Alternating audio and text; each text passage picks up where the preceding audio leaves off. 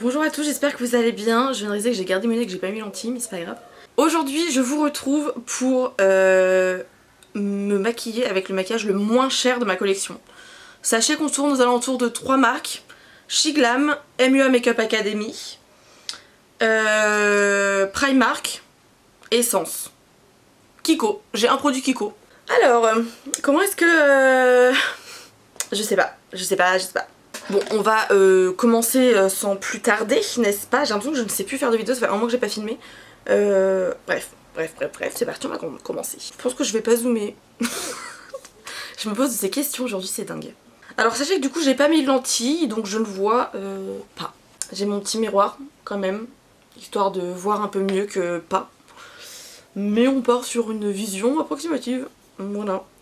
En tout cas on va commencer avec la base. Pour la base j'ai la Pro Base de Makeup de MUA Makeup Academy, qui est une marque londonienne et qui est très peu chère aussi. Cette base coûtait 6 livres, ce qui fait l'équivalent d'à peu près 7 €.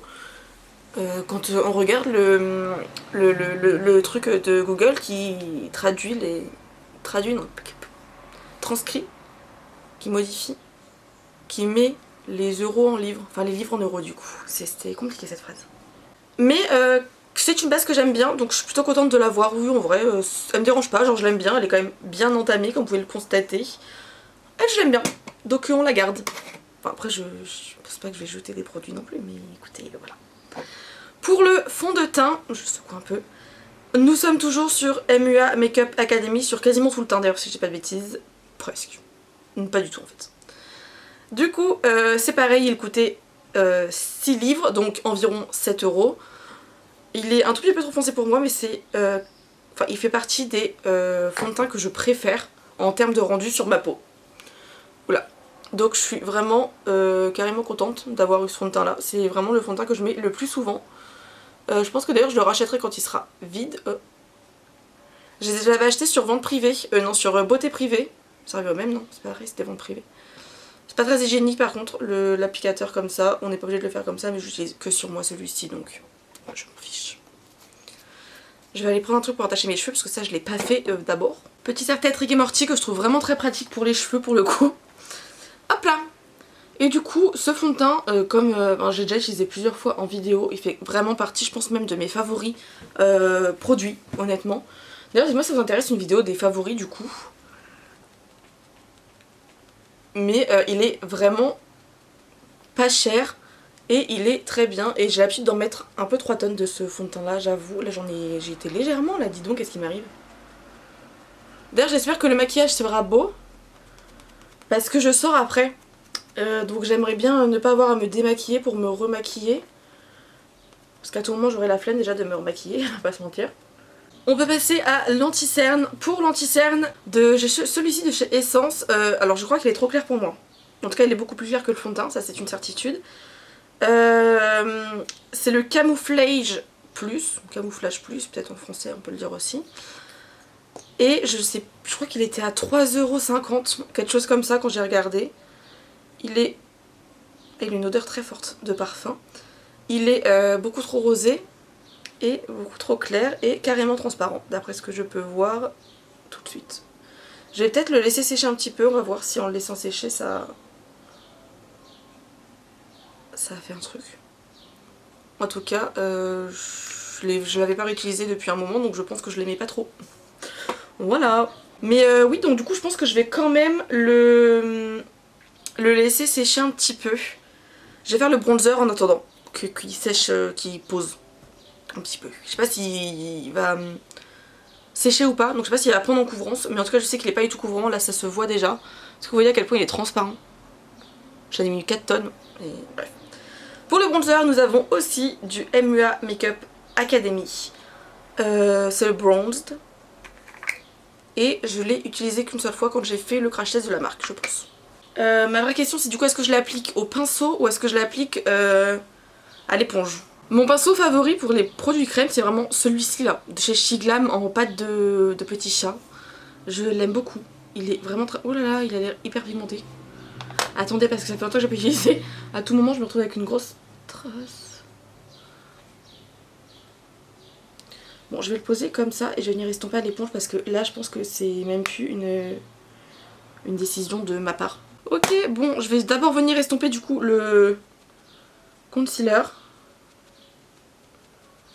L'anti-cerne, qu'est-ce que ça nous donne? Bon, alors je sais pas si ça fonctionne de le laisser poser, je sais pas si ça fait un truc ou pas. Après, moi, comme je l'ai dit, comme je le dis plusieurs fois, j'ai pas des cernes immenses. En tout cas, mes cernes ne m'ont jamais posé problème. Donc, je suis pas la meilleure pour tester des anti-cernes. Ça, c'est une certitude. Ah, et je me le suis mis dans l'œil. C'est sûr, c'est une certitude. Mais en tout cas, écoutez, c'est moins pire que ce que je pensais. Et il a pas séché en mode ça s'estompe pas sur mon visage le temps que je le laisse poser. Je crois qu'il est un peu couvrant quand même. Hein. Dans mes souvenirs, il était vraiment pas autant couvrant. Écoutez, je pense que c'est pas mal en fait. Bon, c'est parti pour estomper le bronzer parce que là, on en a vraiment besoin par contre. Alors du coup, il est très pigmenté ce bronzer. J'en ai mis 3 tonnes de trop là. Bon, et ben on part sur un semi-échec pour l'instant. J'espère que je vais réussir à rattraper ça parce que c'est très bronzé là. Je dirais que là pour l'instant l'avantage que je lui trouve c'est qu'il s'estompe très bien.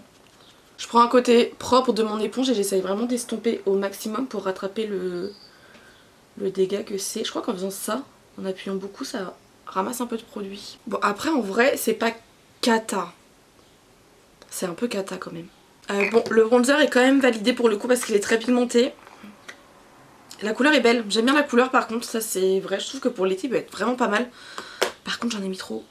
On va passer à la poudre. Pour la poudre, j'ai aussi une poudre de MUA Makeup Academy qui, comme vous pouvez le constater, n'est pas à ma teinte. Et je me suis demandé d'ailleurs pourquoi je l'ai gardée, puis après je me suis rappelé que cette poudre là je l'utilise des fois en été, quand je mets pas de fond de teint et tout, et que je mets juste de la poudre, du coup je mets celle-ci. Sauf que là, je suis déjà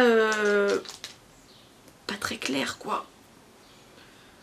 J'ai pris vraiment un petit pinceau, j'ai oublié, ah non, à chaque fois je me dis j'oublie un produit, mais non en fait il est là, c'est juste que je le vois pas parce que j'ai pas de lunettes. C'est très poudreux, dans mes souvenirs par contre elle est super épaisse, ce qui fait que je vais être obligée d'en mettre déjà sous mes cernes parce que ça on n'a pas le choix. J'ai pris un pinceau qui n'est pas du tout adapté mais il est petit et du coup c'est vraiment pas mal. Je m'en sers pour l'highlighter de base. Je vais venir en mettre un peu dans mon cou parce que j'ai besoin de bronzer mon cou et comme elle est trop foncée, je pense que ça peut fonctionner. Je vais pas venir en mettre sur tout mon visage parce que c'est trop foncé. Mais je vais venir en mettre un tout petit peu par touche. Écoutez, ça a pas l'air de me faire de taches, mais après comme je vous ai dit depuis le début, j'ai pas de lunettes. Bon, cette poudre, je sais que je m'en sers en été. Je pense pas que je m'en resservirai beaucoup, pas se mentir. C'est pas ma poudre préférée. On va pouvoir passer au blush.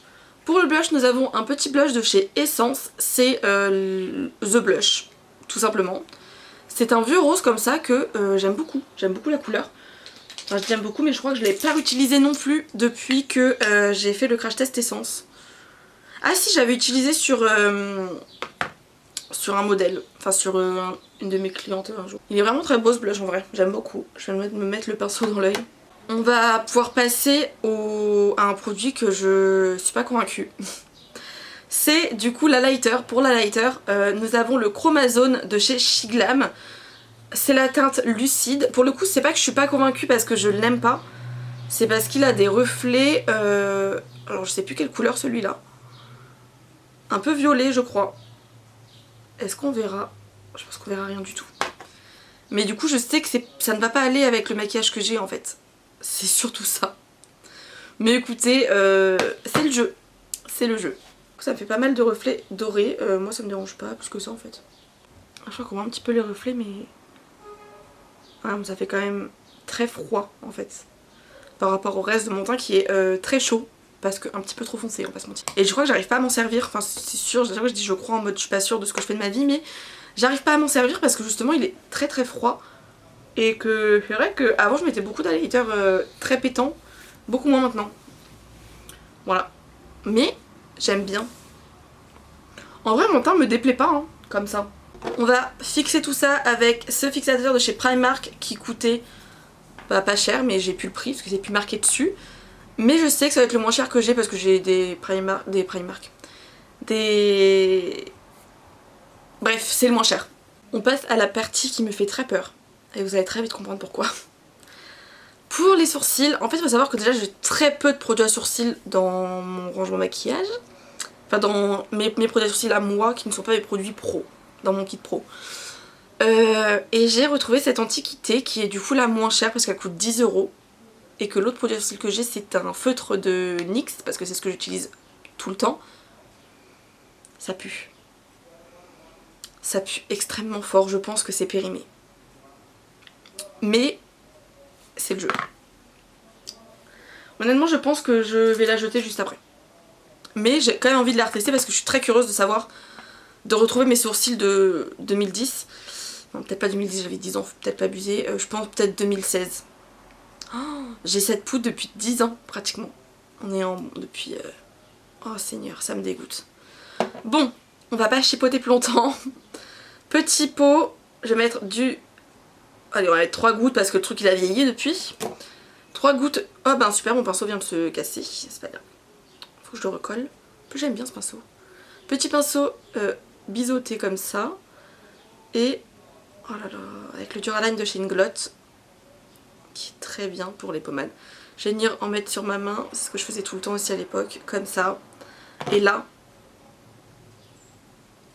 on va se faire des sourcils saut 2016. J'attends ça depuis que j'ai vu mes produits. Ça fait tellement longtemps que je utilisais ce produit que vraiment c'est... La teinte n'est même pas adaptée à mon sourcil. Ça se voit qu'elle est trop foncée et brune. Moi j'ai les sourcils assez froids en couleur. Et là, en fait c'est impossible de faire des sourcils naturels avec une pommade. Est-ce qu'il y a encore des gens premier degré qui utilisent des pommades à sourcils? Vraiment ça m'intéresse parce que je comprends pas comment vous faites.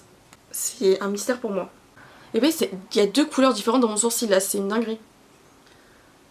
À l'époque je faisais ce trait en dessous évidemment, tout le monde l'a fait. Et là on va faire des petites arrachées comme ça. C'est du laideur.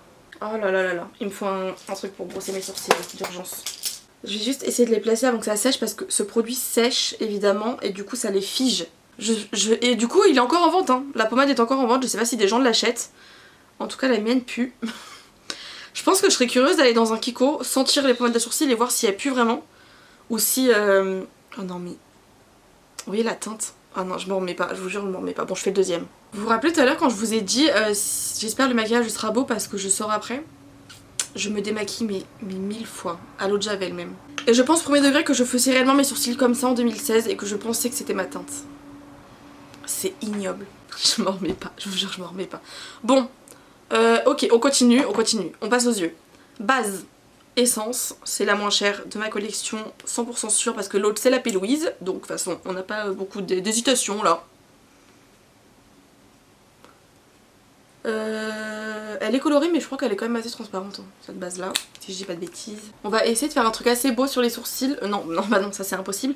Sur les yeux je veux dire, avec la palette que j'ai. Ah, sachez que trouver une palette dans la collection de palettes que j'ai, la moins chère, c'était extrêmement compliqué. Vraiment ce challenge était très dur. J'ai regardé toutes, déjà j'ai pris que les petites palettes parce que je me suis dit les grandes c'est plus cher tout de suite. Et du coup j'en suis arrivée à la conclusion que à 13 centimes près, la moins chère c'est la Primark. Que je pense que j'ai utilisé qu'une seule fois. Les teintes sont relativement sympas, c'est les teintes que j'utilise moi tous les jours, c'est mes teintes de base. Ça sent le maquillage pour enfants, c'est Primark, ça me choque pas. Bon, ok on va partir sur un make-up assez basique. Donc qu'est-ce que je vais faire déjà ? Je sais pas du tout ce que je vais faire. Je vais venir prendre une teinte. C'est très précis comme précision ça. Normalement c'est assez pigmenté hein. Oui. Et je vais venir faire une forme relativement basique, pareil que je fais tous les jours. En 2016 j'étais plus dans les tons... aussi j'étais quand même assez dans les tons rosés comme ça parce que c'est les couleurs qui font ressortir mes yeux vu que j'ai les yeux verts. Mais c'est vrai que j'aimais beaucoup tout le temps les trucs assez basiques. On met une couleur comme ça, une couleur de transition et un irisé. Merde, j'en ai plus sur mon nez. Un irisé sur la paupière mobile et finito pipo le make-up. Je vais venir en mettre dans le ras de cils inférieur. Je garde la même couleur, hein. Franchement là je vais pas m'embêter à prendre 15 couleurs. J'ai aucune idée de ce que vraiment... Mais c'est dingue de pas avoir d'idée comme ça. En plus en vrai cette palette elle m'inspire pas de fou. Les couleurs sont pas dingues. Et je trouve que ça fait assez terne en vrai. Par rapport aux autres palettes que j'ai, et je pense que c'est pour ça que j'utilise plus celle-ci, enfin que j'utilise quasiment jamais. Faudrait que je regarde aussi dans ma collection tous les produits que je n'utilise plus. Genre ceux que j'utilise le moins, ou qui sont un peu les produits oubliés. Ça peut être aussi sympa ça à voir. Franchement des fois on redécouvre des choses quand on fait ça, essayez chez vous. Franchement c'est pas mal pigmenté hein, pour... Je me rappelais pas que c'était autant pigmenté. Je vais venir prendre un fard irisé avec mon doigt. Parce que par contre j'ai mis vraiment des doutes sur le fait que le fard irisé se prélève correctement au pinceau. J'ai pris le fard le plus clair dans les teintes rosées en irisé qu'il y a. Il y a beaucoup de « et » dans cette phrase. Et je le trouve pour le coup peut-être un peu foncé. Je sais pas. J'aurais peut-être aimé un fard un peu plus clair pour pour ce make-up. Pour le coup interne, je vais venir prendre... Il y a une espèce de jaune un peu irisé. Je vais venir le mettre et je vais prendre... Je le prends avec mon Ricky doigt là. Et je le tapote ici. Et je pense que ça peut être... Ah oui, il a l'air pas mal celui-là en fait. On dirait qu'il a des reflets ou alors c'est parce que j'avais déjà du fard. Ouais, c'est pas mal en fait. Je crois que j'aime bien. On va s'arrêter là pour la palette. C'est pas du grand make-up aujourd'hui, on va pas se mentir. Pour le liner, j'ai un liner que je sais que j'aime pas. Celui-là je le sais, je l'ai pas réutilisé depuis, j'aurais même dû m'en séparer parce que je n'arrive pas à utiliser. C'est un liner de chez Essence, c'est le 24 Hour Ink... Non, 24 Ever Ink Liner. C'est un nom très long. Et en fait moi j'aime pas la pointe. La pointe elle est vraiment, on dirait un feutre pour colorier. Voilà. Elle est pas assez fine et trop courte. Et je crois qu'elle est rigide en plus de ça. Bon écoutez, on va essayer. Bon, j'ai réussi à faire un liner qui est vraiment correct honnêtement. Après, je maintiens que c'est pas mon liner préféré. Je vais tenter la petite bascule. Je suis pas convaincue non plus, mais on va tenter avec ce liner là. La bascule me fait clairement me dire que ce n'est pas le meilleur liner du monde. Pour moi, un liner noir qui est bien, on peut faire notre virgule parfaitement en étant assez fin. Et la virgule. La virgule c'est un peu ma marque de fabrique en ce moment. J'aime beaucoup les petites virgules dans les coins internes. Donc voilà, on va faire l'autre œil. Ce que vous ne voyez pas pendant que je faisais mon petit liner, c'est que vraiment j'utilisais la pointe du feutre comme ça. Genre vraiment sur la pointe. Et du coup il y a un moment pour l'autre œil où j'avais plus d'encre qui venait. Bref, je ne vais totalement pas garder ce liner. Faut vraiment que je finisse par m'en séparer parce que je ne l'utilise pas et que je ne l'aime pas. En fait, j'arrive pas à l'utiliser. C'est pas pour moi. Je pense que je l'ai utilisé 2 fois quand je l'ai testé aujourd'hui. Pour le mascara, j'espère qu'il n'est pas sec parce qu'il y a des chances qu'il le soit. Nous avons un mascara de chez Shiglam, il était à moins de 5 €. Je ne sais plus combien exactement. C'est le dupe, enfin le dupe, c'est une imitation, je sais pas, appelez ça comme vous voulez, de celui de chez Huda Beauty quand il était sorti, qui avait fait le buzz, qui faisait partie de mes mascaras préférés, qui fait toujours partie de mes mascaras préférés en vrai. Et ça fait longtemps que je l'ai pas utilisé. J'ai pas recourbé mes cils, mais bon, je pense que je vais me démaquiller pas longtemps après cette vidéo, vu que je me remaquille pour sortir. Et que je ne garderai pas mes sourcils comme ça c'est hors de question. Bon alors je pense qu'il y a très peu de produits sur la brosse honnêtement. Il est possiblement un peu vide aussi, hein. Ça fait un moment que je l'ai. Et on va venir prendre l'autre côté qui est censé être le côté volume du coup, avec la brosse beaucoup plus grosse. Donc c'est parti. Je me rappelle vraiment plus des effets de ce... Désolée d'ailleurs, j'ai la fenêtre ouverte depuis le début de la vidéo parce qu'il fait quand même assez chaud et qu'il y a du vent, donc ça aère et ça fait du bien. De l'air. J'aime pas du tout le rendu. Alors est-ce que c'est parce qu'il est un peu vieux et qu'il a séché? C'est possible. Parce que si je me rappelle bien, j'étais pas fan de ce mascara. Mais il me déplaisait pas.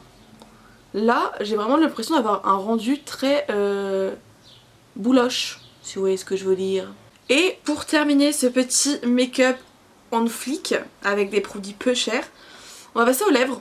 Pour les lèvres, il n'y a eu aucun débat dans ma tête et dans ma collection. Nous avons ce petit lot de 4 rouges à lèvres Shiglam de la collection Cosmic Come Up qui coûte 4 €, enfin qui coûte 5 €, 4,95 € je pense comme ça. Et ça veut dire que le rouge à lèvres est à moins d'1 €. Je pense que c'est imbattable. Voilà, enfin il est à 1 € je veux dire. 1 €, environ 1,25 € le rouge à lèvres. Donc c'est évidemment celui-là que j'ai pris. J'ai pris un rose là, on va mettre un truc rosé avec, avec ce look. Donc c'est parti. Alors je vais pas vous mentir, la plupart du temps j'utilise au pinceau parce qu'ils sont vraiment très petits, surtout celui que j'utilise tout le temps, qui est celui-ci, qui est la teinte un peu plus marron. Elle est quand même très finie. Et du coup je la frotte en fait sur ma main et j'utilise au pinceau sur mes lèvres et c'est beaucoup plus pratique, beaucoup plus précis. Et voilà. Et bah voilà du coup, c'est tout pour ce look avec les produits les moins chers de ma collection. Est-ce qu'on est convaincu? Pas tant. Surtout les sourcils. Avec mes cheveux comme ça cache un peu les sourcils, je me dis ça passe. Et en fait je sais pas, plus je me regarde, et moi je trouve que les sourcils sont bizarres, mais quand je les ai faits, c'était la décadence. J'espère que cette vidéo vous aura plu, on se retrouve la semaine prochaine pour des nouvelles aventures. J'espère que ça vous plaira, que ça vous plaît, que vous... Bref, bisous. So catch me if I fall.